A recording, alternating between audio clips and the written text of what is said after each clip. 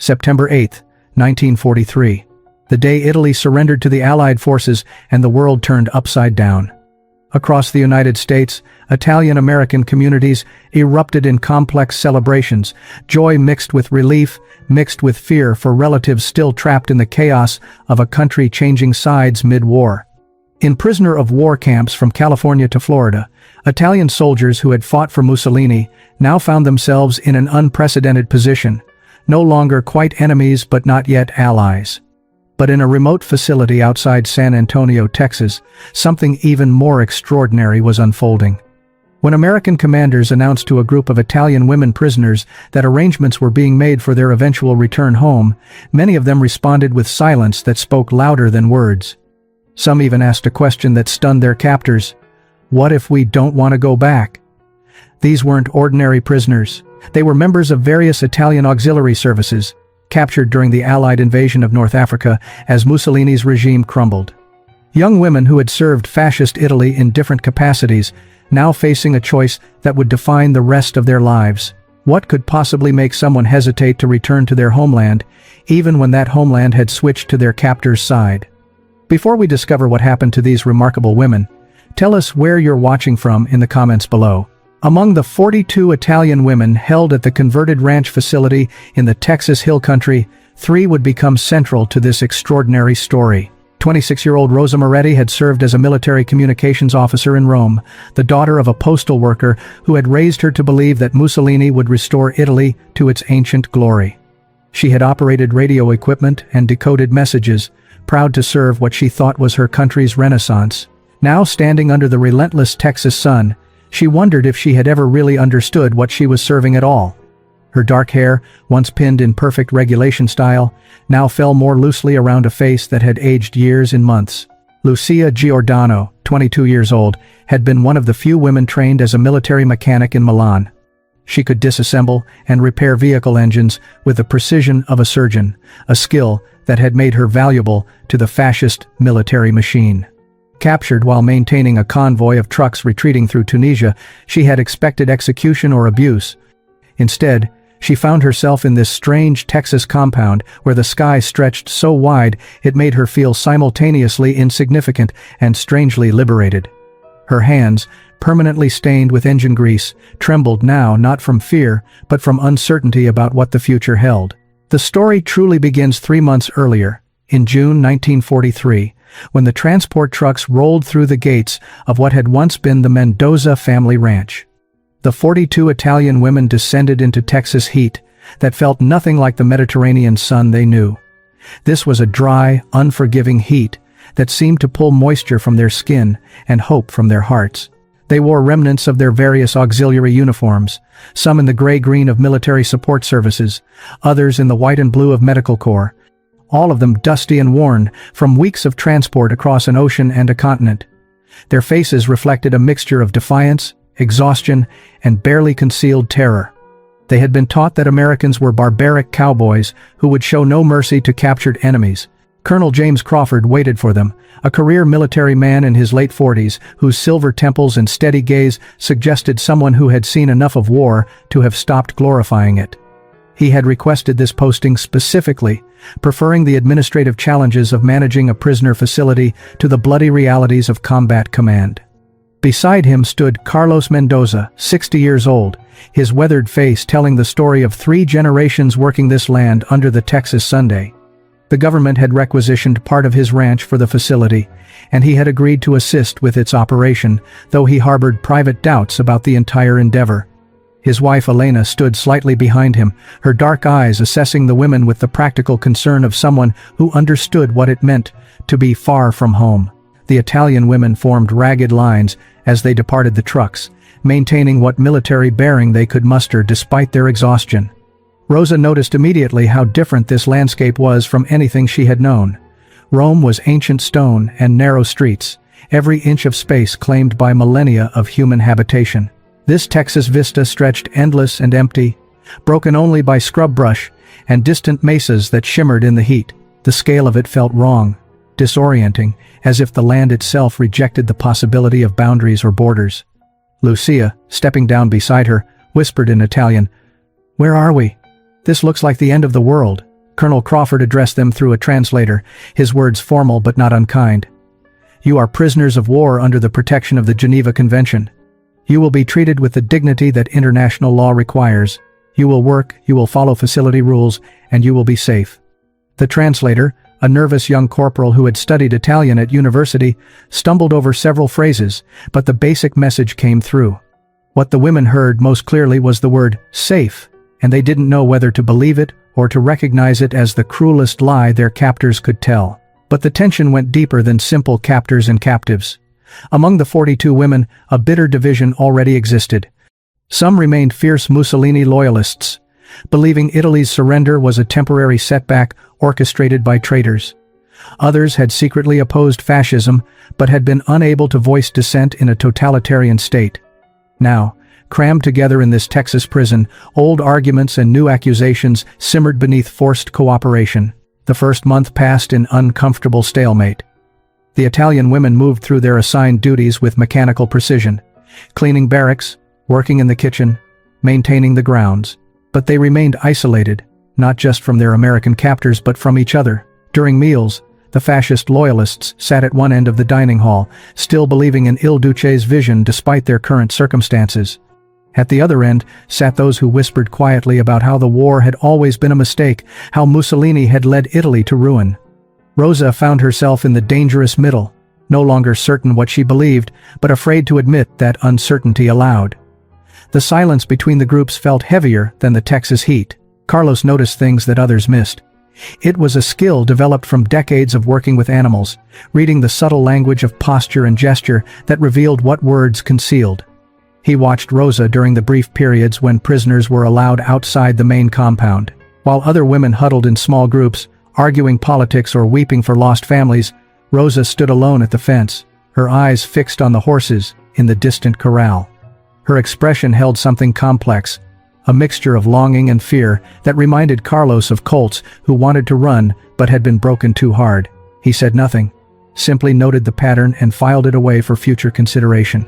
Elena Mendoza had her own approach to breaking through barriers. She had grown up speaking both Spanish and English, understanding what it meant to navigate between cultures, and she recognized the particular isolation these women faced. With Colonel Crawford's approval, she began offering informal English lessons in the camp kitchen, teaching vocabulary through the universal language of food preparation. The first few sessions drew only 3 or 4 women, curious but cautious. But Elena's warm pragmatism and her willingness to learn Italian words in return slowly attracted others. Lucia was among the first regular attendees, her mechanical mind finding satisfaction in the logical structure of grammar and vocabulary. Then came the complication that would change everything. Sergeant Tommy Ricci arrived as part of a new rotation of guards in late July. 28 years old, born in Brooklyn to parents who had emigrated from Sicily before the Great War, he carried both American confidence and Italian heritage in equal measure. His first morning, he greeted the women in fluent Italian, his Sicilian accent unmistakable. The effect was electric. Some women rushed forward, desperate to speak with someone who understood their language and culture. Others recoiled as if he were contaminated, a traitor to Italian blood who wore an American uniform. Rosa stood frozen between both reactions, unable to reconcile how someone could be both Italian and American without betraying one or the other. The breakthrough came unexpectedly on a Sunday evening in early August. Elena had managed to acquire flour, eggs, and cheese, and with Colonel Crawford's permission, she announced that any women interested could join her in making pasta from scratch.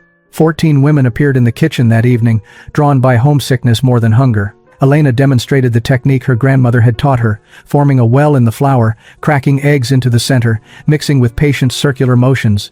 The Italian women watched politely at first, then began offering corrections in broken English mixed with Italian. No, you must use your fingertips like this, more semolina, less regular flour. The dough must rest, must breathe. What began as a cooking lesson transformed into something deeper. A collaboration where expertise flowed both directions.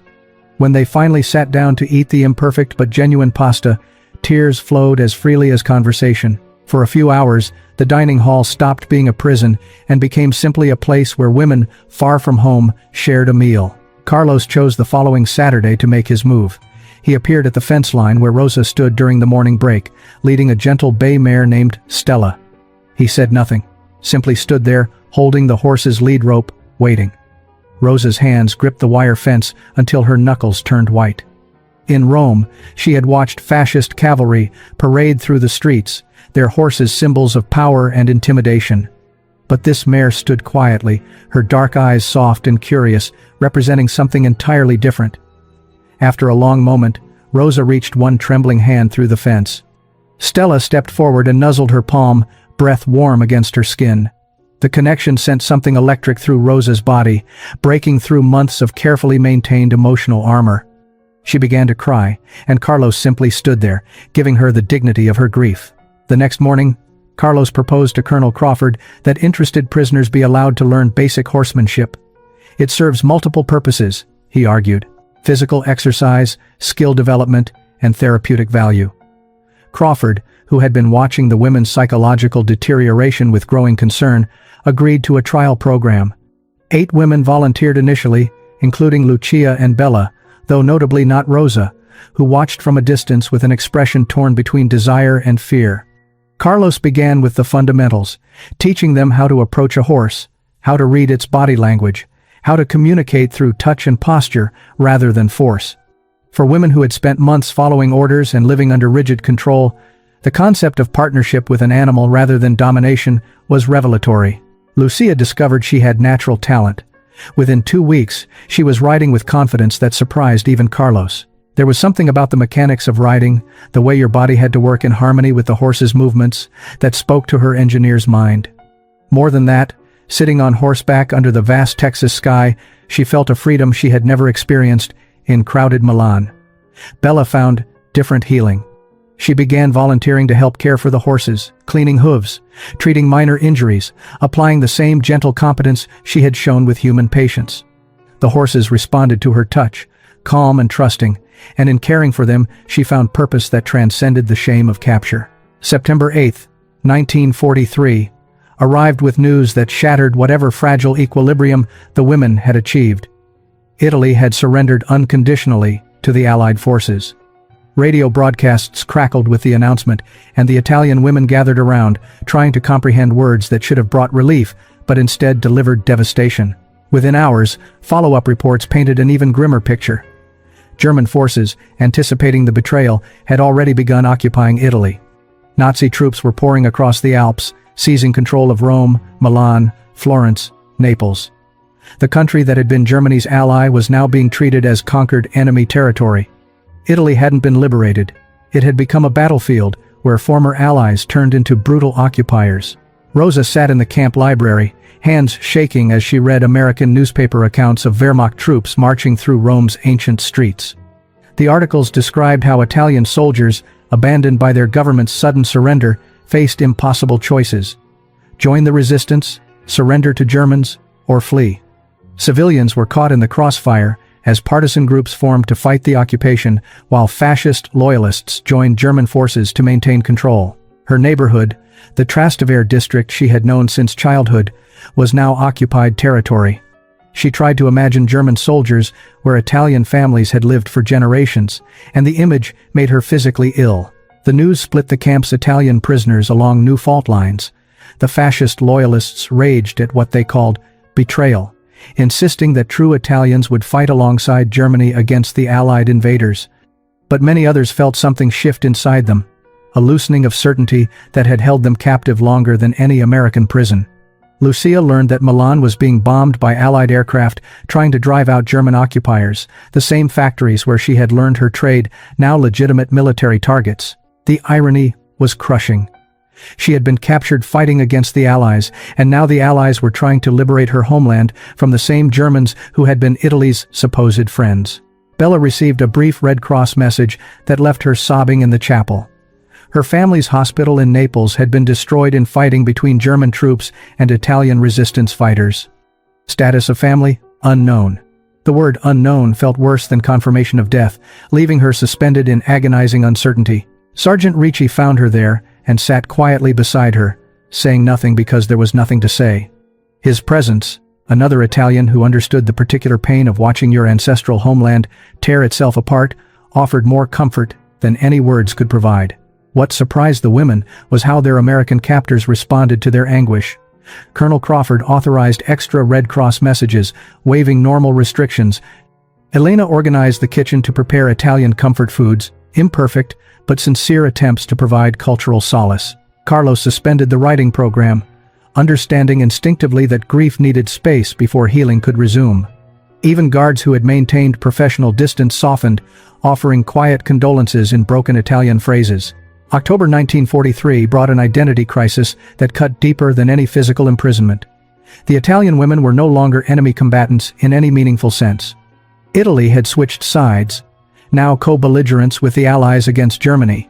Technically, the women should have been reclassified, perhaps even freed. But the chaos in occupied Italy made repatriation impossible and dangerous. They existed in a strange limbo. Prisoners who were no longer quite enemies, captives who couldn't return to a homeland that no longer existed in the form they had known. The psychological toll was visible in their faces, in the way they moved through each day carrying weights that had no name. Rosa began spending more time with Sergeant Ricci, drawn to conversations that helped her understand how someone could be both Italian and American without betraying either identity. He told her about Brooklyn's Italian neighborhoods, how his parents had built lives that honored their Sicilian heritage while embracing American opportunity. "You don't have to choose between what you were and what you might become," he told her one evening as they sat in the compound's common area. "You can carry both." The concept seemed impossible to Rosa, raised in a culture that demanded absolute loyalty, but she found herself considering it during long Texas nights when sleep wouldn't come. Lucia's friendship with Miguel Mendoza, Carlos and Elena's 24-year-old son, deepened through their shared work with horses. Miguel had stayed on the ranch rather than enlisting, deemed essential for agricultural production, though Rosa sensed he carried guilt about not serving. He taught Lucia advanced riding techniques, and she taught him mechanical skills, showing him how to diagnose engine problems by sound and touch. They communicated in a mixture of broken English, simple Spanish, and gestures, but somehow understood each other perfectly. Miguel's easy acceptance of her, seeing a person rather than an enemy prisoner, made Lucia question everything she had believed about national identity and belonging.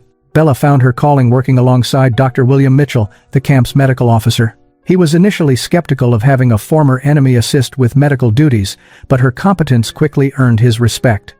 She had trained in modern nursing techniques, and her hands moved with the confidence of someone who had performed triage under artillery fire. They developed a professional partnership that transcended their different backgrounds, united by the universal language of healing.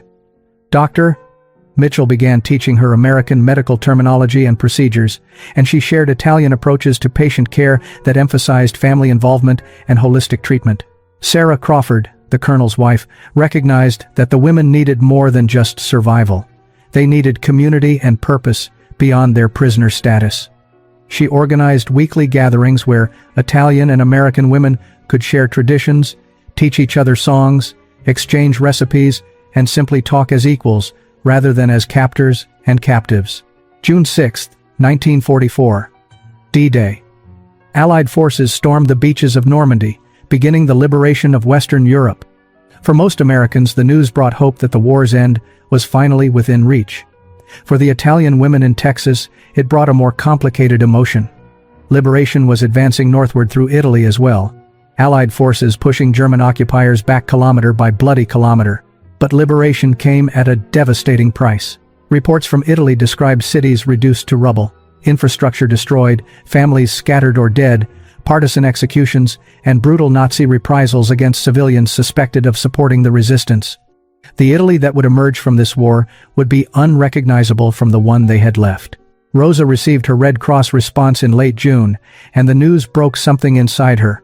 Her father's postal station in Rome had been destroyed in fighting. Her mother and younger brother were listed as displaced, last known location unknown. The bureaucratic language couldn't mask the reality that her family had been swallowed by chaos, and she had no way of knowing if they were alive, dead, or simply lost among millions of other refugees. She sat in the chapel holding the thin paper, reading the same inadequate words over and over, as if repetition might transform them into better news. Sergeant Ricci found her there hours later, still clutching the message, and simply sat beside her in shared grief. The pattern repeated across the compound with crushing regularity. Of the 42 women, only 8 received confirmation that their families had survived intact. Lucia learned that her entire neighborhood in Milan had been leveled by Allied bombing raids targeting German military installations. Her parents' apartment building no longer existed on any map. Bella's Red Cross inquiry about her family in Naples came back with the most devastating word in any language: unknown. Some women received partial information that was almost worse than silence. One learned her husband had been executed by German forces for joining the resistance. Another discovered her sister had been killed in partisan fighting. Each piece of news seemed to sever another thread connecting them to the lives they had once known. Meanwhile, their daily existence in Texas had evolved into something that felt dangerously close to belonging. Rosa had finally overcome her fear and begun writing lessons with Carlos, discovering that Stella the mare offered a kind of therapy that no words could provide. Lucia spent her mornings working on ranch equipment with Miguel, their conversations now flowing easily in a hybrid language of English, Spanish, and Italian that they had created together. Bella had become indispensable to Dr. Mitchell, her nursing skills advancing under his mentorship. The women who had volunteered for English lessons with Elena now spoke with increasing fluency. They had learned skills, formed friendships, and found purpose in work that felt meaningful rather than merely survivable. May 8, 1945. Victory in Europe Day. Germany surrendered unconditionally, and the war in Europe was finally over. Across Texas, celebrations erupted with the same joy that swept through the rest of America. But in the compound outside San Antonio, the 42 Italian women faced a reckoning they had been avoiding for months. With Germany defeated, Italy was being rebuilt under Allied occupation. Repatriation procedures were beginning for Italian prisoners across the United States. The question they had postponed could no longer be ignored. Where did they belong? Colonel Crawford called a General Assembly on May 20th to announce the official arrangements. The women gathered in the main hall, their faces reflecting the weight of choices that would define the rest of their lives. Colonel Crawford stood before them, holding documents from the War Department. His voice was steady but carried genuine compassion as he spoke. "Ladies, Italy is no longer at war. You are no longer enemies of the United States. Transportation is being arranged for your return home. You will be processed through Allied facilities in Naples and Rome before being released to locate whatever remains of your families and homes." He paused, observing the mixture of relief and dread on their faces. What he didn't expect was what happened next. Rosa Moretti stood slowly, her posture straight but her hands visibly trembling. In clear, carefully practiced English, she addressed the colonel directly. "Sir, may I speak for some of us?" Crawford nodded, granting permission while exchanging confused glances with his staff. Rosa looked around at her fellow prisoners before continuing, her voice gaining strength as she spoke. "We have been discussing among ourselves for many weeks. Some of us," she paused, gathering courage from the faces of women who stood with her, "some of us wish to explore the possibility of remaining in America rather than returning to Italy immediately." The words landed like a thunderclap in the silent hall. 18 women stood together, their decision clearly made after countless whispered conversations in the barracks. Lucia stepped forward next, her mechanical precision applied to emotional expression. "Colonel, we understand this request is unusual. But we have nothing to return to. Our families are scattered or dead. Our homes are destroyed. Here, we have found something we did not expect. We have found dignity, purpose, and hope for futures that do not require us to carry shame forever." Bella added her voice, speaking with the calm authority she had developed working alongside Dr. Mitchell. "In Italy, we will always be women who were captured, who failed, who collaborated with the enemy simply by surviving captivity. Here, we have the chance to become something else, to build lives based on who we choose to be rather than who we were forced to become." The implications ricocheted through the room. Colonel Crawford stood speechless, his military training providing no protocol for this unprecedented situation.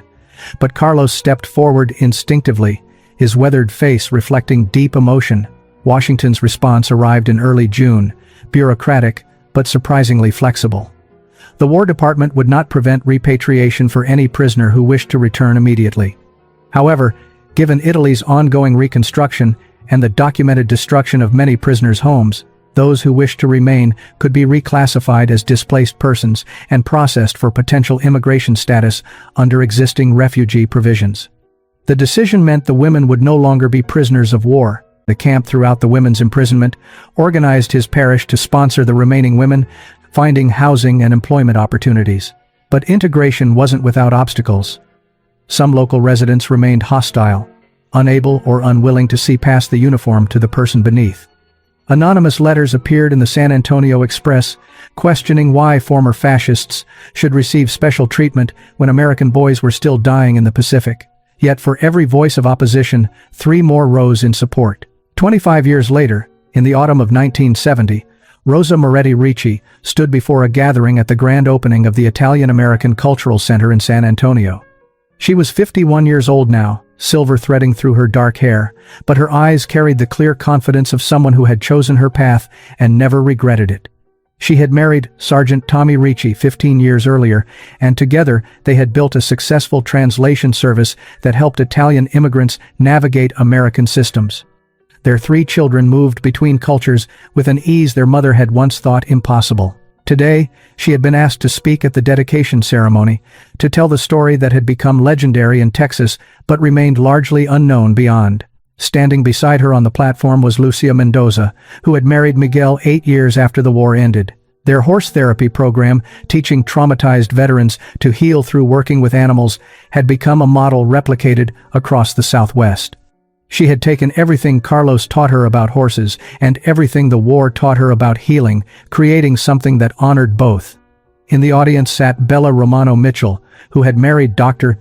Mitchell's nephew and now served as chief nurse at San Antonio General Hospital. She had trained hundreds of young nurses in both medical technique and the philosophy that compassion knew no nationality. The ceremony included 6 women who had returned to Italy in 1945. They had traveled to Texas for this reunion, successful professionals who had helped rebuild Italian democracy while carrying with them the lessons learned in captivity. Francesca Russo, now a prominent advocate for Italian-American relations in Rome, stood to speak first. She described how the women who returned had been treated initially with suspicion, seen as contaminated by enemy influence. But slowly, their stories of American kindness had helped convince other Italians that their former enemies could be trusted partners in building a better future. The Marshall Plan's success in Italy owed something to these small bridges built between individual people who refused to remain enemies. Rosa concluded with words that would be quoted in newspapers across, but they would need to find American sponsors, secure employment, and locate housing in communities willing to accept former enemy nationals. For many, the uncertainty felt more daunting than simply returning to familiar devastation, even if that devastation was complete. The announcement divided the 18 who had requested to stay. After tearful deliberations that lasted through several sleepless nights, 6 women decided they could not abandon their homeland in its darkest hour. They would return to Italy, face whatever they found there with courage, and help rebuild from the ashes. The conversations in the barracks revealed no judgment on either side, only profound understanding that each woman was following the path her conscience demanded. On June 24, 1945, 24 Italian women boarded transport vehicles bound for the port in Galveston. The scene bore no resemblance to typical prisoner repatriations. The atmosphere felt more like family members saying goodbye, uncertain when they might see each other again, but promising to maintain connection across whatever distance separated them. Rosa embraced Francesca Russo, a nurse from Rome, who had chosen to return. "You are not abandoning Italy," Francesca whispered. "You are building bridges we will need in the years ahead." The departing women carried letters from American soldiers, photographs from their time in Texas, and small gifts that represented friendships formed across enemy lines. More importantly, they carried transformed understandings of what America represented, lessons about democracy and dignity they intended to share in rebuilding Italy's shattered civil society. They promised to write, to send news of Italy's recovery, to serve as living connections between former enemies, learning to become allies. The 12 women who remained faced immediate challenges. Carlos and Elena immediately offered to sponsor Rosa and Lucia, welcoming them into their home and onto their ranch. Dr. Mitchell arranged for Bella to continue her medical training at San Antonio General Hospital, vouching personally for her skills and character.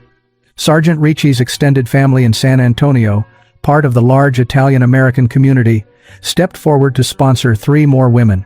Father Antonio Russo, the local Italian-American priest who had been visiting us both nations.